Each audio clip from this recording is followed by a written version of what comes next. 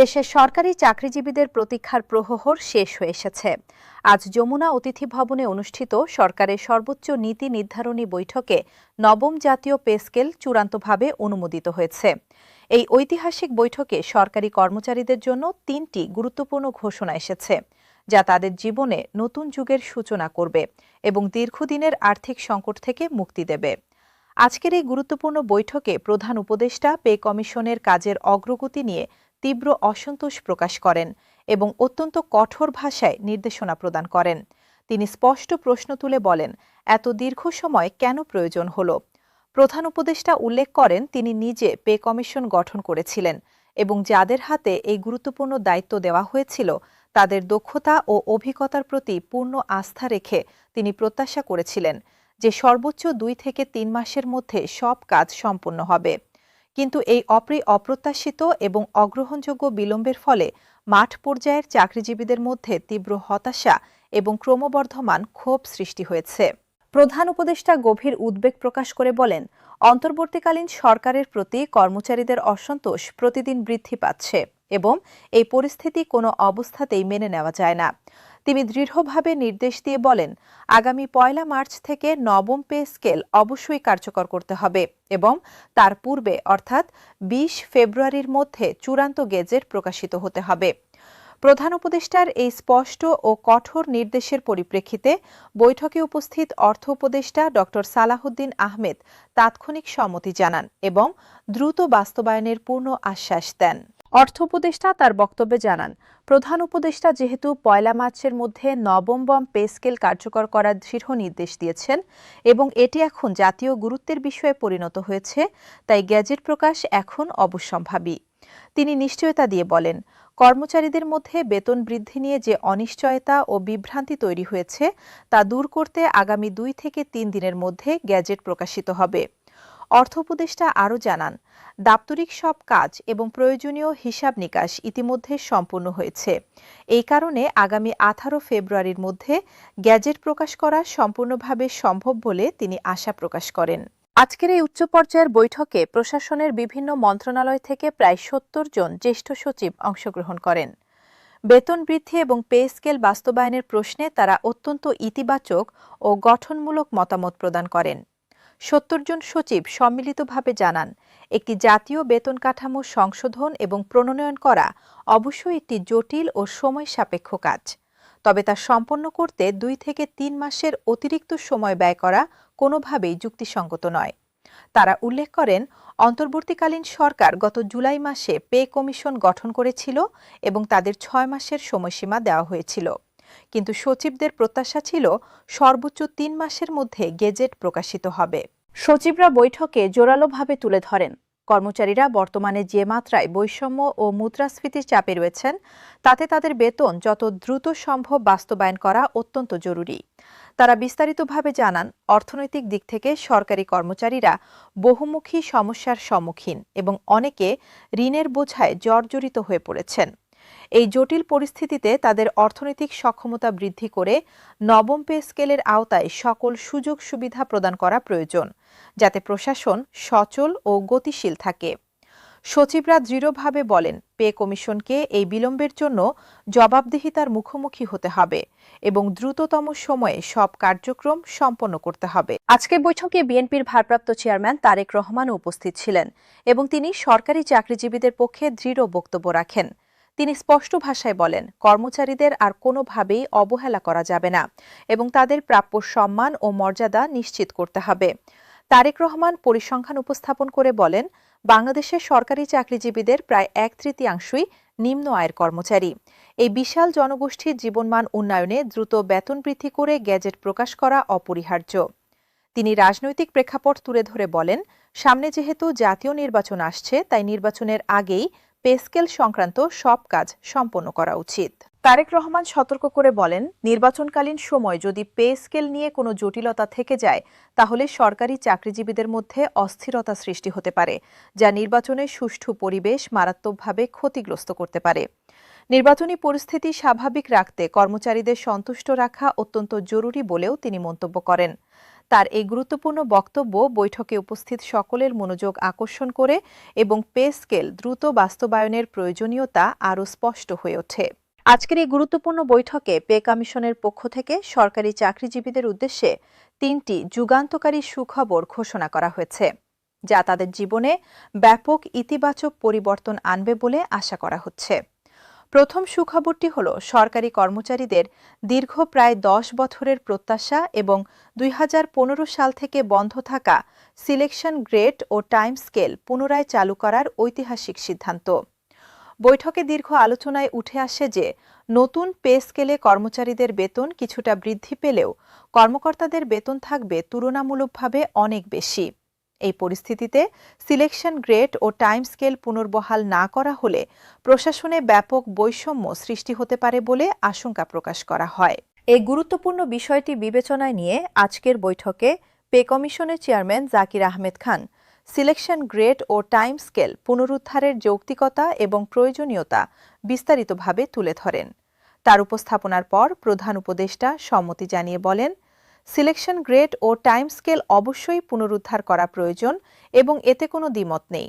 তিনি স্পষ্ট করে জানান, ফেব্রুয়ারির মধ্যে যে খসড়া অনুযায়ী গেজেট প্রকাশ করা হবে সেখানে এই দুটি গুরুত্বপূর্ণ ভাতা ও সুবিধা অবশ্যই অন্তর্ভুক্ত থাকবে। এই সিদ্ধান্ত সরকারি কর্মচারীদের জন্য বিশাল স্বস্তির বার্তা, কারণ প্রায় 10 বছর ধরে তারা এই সুবিধা থেকে বঞ্চিত ছিলেন। সিলেকশন গ্রেড ও টাইম স্কেল পুনর্বহালের মাধ্যমে সরকারি কর্মচারীরা তাদের চাকরি জীবনে নির্দিষ্ট মেয়াদ অতিক্রম করার পর স্বয়ংক্রিয়ভাবে বেতন বৃদ্ধি পাবেন। এই ব্যবস্থা তাদের আর্থিক নিরাপত্তা বৃদ্ধি করবে এবং কর্মক্ষেত্রে উৎসাহ ও আত্মবিশ্বাস বাড়াবে। বিশেষত যারা দীর্ঘ সময় ধরে একই পদে নিষ্ঠার সঙ্গে কর্মরত কিন্তু বিভিন্ন কারণে পদোন্নতির সুযোগ পাননি, তাদের জন্য এটি একটি গুরুত্বপূর্ণ সুবিধা হবে। এই পদক্ষেপের মাধ্যমে প্রশাসনের বিভিন্ন স্তরে বিদ্যমান বৈষম্য উল্লেখযোগ্যভাবে হ্রাস পাবে এবং কর্মচারীদের মনোবল উন্নত হবে। সিলেকশন গ্রেড ও টাইম স্কেল পুনর্বহালের এই সিদ্ধান্ত চাকরিজীবীদের দীর্ঘদিনের দাবি পূরণ করবে এবং তাদের পেশাগত জীবনে নতুন গতি সঞ্চার করবে। দ্বিতীয় গুরুত্বপূর্ণ সুখবরটি হল গ্রেড সংখ্যা পরিবর্তন এবং উল্লেখযোগ্যভাবে হ্রাস করার ঐতিহাসিক সিদ্ধান্ত। প্রধান উপদেষ্টা ও পে কমিশন অভ্যন্তরীণভাবে একাধিক বৈঠক করে গ্রেড সংখ্যা পরিবর্তনের বিষয়টিকে সর্বোচ্চ গুরুত্বের সঙ্গে বিবেচনা করেছেন। দীর্ঘ ও বিস্তারিত আলোচনার পর বিদ্যমান 20টি গ্রেডের পরিবর্তে 14টি গ্রেড রাখার এক অভূতপূর্ব সিদ্ধান্ত গৃহীত হয়েছে। বৈঠকে এই বিষয়টি নিয়ে গভীর ও বহুমাত্রিক আলোচনা হওয়ার পরিপ্রেক্ষিতে বৈষম্য দূরীকরণের লক্ষ্যে 14টি গ্রেড রাখার পক্ষে জোরালো মতামত দেন প্রধান উপদেষ্টা। প্রধান উপদেষ্টা তার বক্তব্যে উল্লেখ করেন, সরকারি কর্মচারীরা বিভিন্ন সময়ে নানা ধরনের বৈষম্যের শিকার হয়েছেন এবং পদোন্নতি থেকে বঞ্চিত হয়েছেন। তাই তাদের এই দীর্ঘদিনের বৈষম্য নিরসন করতে হলে কেবল টাকার অঙ্কে বেতন বৃদ্ধি করলেই যথেষ্ট হবে না। একই সঙ্গে গ্রেড সংখ্যা হ্রাস ও পুনর্গঠন করে নবম পে স্কেল বাস্তবায়ন করতে হবে, যাতে তারা দ্রুত পদোন্নতি পান এবং সামাজিক মর্যাদা বৃদ্ধি পায়। গ্রেড সংখ্যা হ্রাসের এই সিদ্ধান্তের মাধ্যমে কর্মচারীদের পদোন্নতির পথ আরও সুগম হবে এবং তারা তুলনামূলকভাবে দ্রুত উচ্চতর গ্রেডে উন্নীত হতে পারবেন। বিশেষজ্ঞরা মনে করছেন, গ্রেড সংখ্যা হ্রাসের এই সিদ্ধান্ত অত্যন্ত সময়োপযোগী এবং যুক্তিসঙ্গত। বর্তমানে 20টি গ্রেড থাকার কারণে কর্মচারীদের পদোন্নতির গতি অত্যন্ত মন্থর এবং অনেকেই চাকরি জীবনে প্রত্যাশিত পদোন্নতি পান না। গ্রেড সংখ্যা 14টিতে নামিয়ে আনলে পদোন্নতির সুযোগ উল্লেখযোগ্যভাবে বৃদ্ধি পাবে এবং কর্মচারীরা আরও দ্রুত উচ্চতর পদে আরোহণ করতে পারবেন। এতে প্রশাসনিক কর্মদক্ষতা বৃদ্ধি পাবে এবং কর্মচারীদের মধ্যে কাজের প্রতি আগ্রহ ও নিষ্ঠা বাড়বে।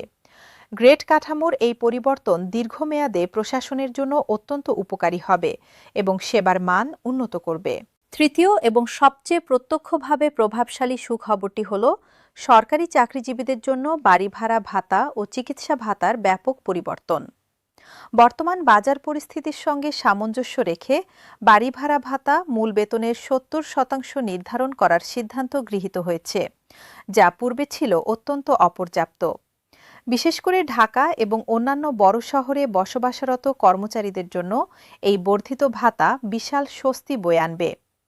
বর্তমানে শহরাঞ্চলে বাড়ি ভাড়া অত্যন্ত বেশি এবং পূর্ববর্তী ভাতা দিয়ে তা বহন করা প্রায় অসম্ভব ছিল। বাড়ি ভাড়া ভাতা মূল বেতনের ৭০% নির্ধারণ করার এই সিদ্ধান্ত চাকরিজীবীদের জন্য অত্যন্ত স্বস্তিদায়ক। এর ফলে তারা মাসিক আয়ের একটি বড় অংশ বাড়ি ভাড়ায় খরচ না করে পরিবারের অন্যান্য প্রয়োজনে ব্যয় করতে পারবেন। বিশেষত যারা রাজধানী ও বড় শহরগুলোতে কর্মরত, তাদের জন্য এই বর্ধিত ভাতা একটি বিশাল আর্থিক স্বস্তি হিসেবে কাজ করবে। এতে তাদের জীবনযাত্রার মান উল্লেখযোগ্যভাবে উন্নত হবে এবং আর্থিক চাপ অনেকাংশে লাঘব হবে। বাড়ি ভাড়ার এই বৃদ্ধি কর্মচারীদের দীর্ঘদিনের দাবি ছিল এবং অবশেষে তা পূরণ হতে যাচ্ছে। একই সঙ্গে চিকিৎসা ভাতা নির্দিষ্ট করে ৪,৫০০ টাকা নির্ধারণ করার গুরুত্বপূর্ণ সিদ্ধান্ত নেওয়া হয়েছে। বর্তমানে চিকিৎসা ব্যয় যেভাবে বৃদ্ধি পেয়েছে তার তুলনায় পূর্বের ভাতা ছিল একেবারেই অপর্যাপ্ত। নতুন এই চিকিৎসা ভাতা চাকরিজীবীদের নিজের এবং পরিবারের সদস্যদের চিকিৎসা খরচ বহনে উল্লেখযোগ্য সহায়তা প্রদান করবে। বর্তমানে চিকিৎসা ব্যয় অত্যন্ত বেশি হওয়ায় অনেক কর্মচারী আর্থিক সমস্যার কারণে যথাযথ চিকিৎসা সেবা নিতে পারেন না।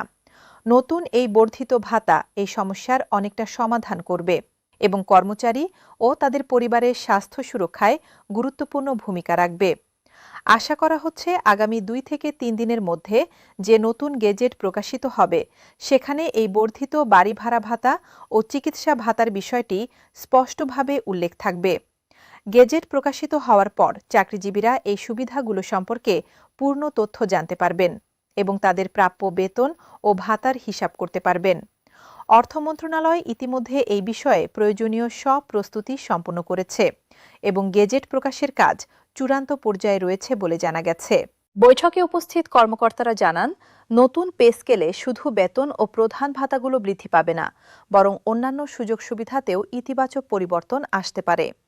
যাতায়াত ভাতা, উৎসব ভাতা এবং অন্যান্য বিশেষ ভাতার ক্ষেত্রেও বৃদ্ধির সম্ভাবনা রয়েছে। বিশেষত দুর্গম এলাকায় কর্মরত চাকরিজীবীদের জন্য অতিরিক্ত প্রণোদনার ব্যবস্থা করা হতে পারে, যাতে তারা সেসব এলাকায় কাজ করতে উৎসাহিত হন। এছাড়া পেনশন ও অবসরকালীন সুবিধা দিতেও ইতিবাচক পরিবর্তন আসার সম্ভাবনা রয়েছে, যা অবসরপ্রাপ্ত কর্মচারীদের জীবনযাত্রার মান উন্নত করবে। পে কমিশনের সদস্যরা জানিয়েছেন, তারা বিভিন্ন চাকরিজীবী সংগঠনের সঙ্গে আলোচনা করে তাদের দাবি-দাওয়া শুনেছেন এবং সেগুলো বিবেচনায় নিয়ে চূড়ান্ত প্রস্তাব তৈরি করেছেন। তারা চেষ্টা করেছেন যাতে সব শ্রেণীর কর্মচারীরা নতুন পে স্কেল থেকে ন্যায্য সুবিধা পান এবং কোনো শ্রেণীর প্রতি বৈষম্য না হয়। বিশেষ করে নিম্ন গ্রেডের কর্মচারীদের প্রতি বিশেষ নজর দেওয়া হয়েছে, কারণ বর্তমান অর্থনৈতিক পরিস্থিতিতে তারাই সবচেয়ে বেশি ক্ষতিগ্রস্ত এবং আর্থিক চাপে রয়েছেন। চাকরিজীবী সংগঠনগুলো এই ৩টি সুখবরকে আন্তরিকভাবে স্বাগত জানিয়েছে, তবে তারা দ্রুত বাস্তবায়নের ওপর জোর দিয়েছেন। সংগঠনের নেতারা বলছেন, গ্যাজেট প্রকাশের পাশাপাশি বাস্তবায়ন প্রক্রিয়াও দ্রুত সম্পন্ন করতে হবে। তারা আশা প্রকাশ করেছেন, ১ মার্চ থেকে নতুন বেতন কার্যকর হলে তা মার্চ মাসের বেতনেই প্রতিফলিত হবে। দীর্ঘ প্রতীক্ষার পর এই সিদ্ধান্ত আসায় তারা সরকারকে ধন্যবাদ জানিয়েছেন এবং দ্রুত বাস্তবায়নের আহ্বান জানিয়েছেন।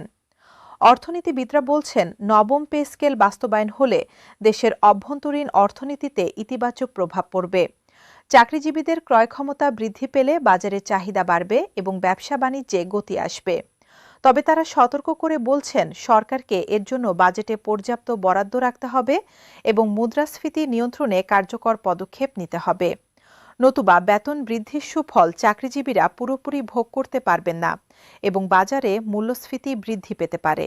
সব মিলিয়ে যমুনা অতিথি ভবনে আজকের এই ঐতিহাসিক বৈঠক এবং সেখান থেকে ঘোষিত ৩টি গুরুত্বপূর্ণ সুখবর দেশের ২২ লক্ষাধিক সরকারি চাকরিজীবীর জন্য নতুন বছরের সর্বোত্তম উপহার হিসেবে বিবেচিত হচ্ছে। ১ মার্চ থেকে কার্যকর হতে যাওয়া এই পে স্কেল তাদের জীবনের সচ্ছলতা ও কর্মক্ষেত্রে নতুন উদ্দীপনা ফিরিয়ে আনবে বলে দৃঢ়ভাবে আশা করা হচ্ছে। দীর্ঘ প্রতীক্ষার অবস্থান ঘটিয়ে এই ঐতিহাসিক সিদ্ধান্ত চাকরিজীবীদের মধ্যে নতুন আশার সঞ্চার করেছে এবং তারা এখন আগ্রহের সঙ্গে গেজেট প্রকাশের অপেক্ষায় রয়েছেন।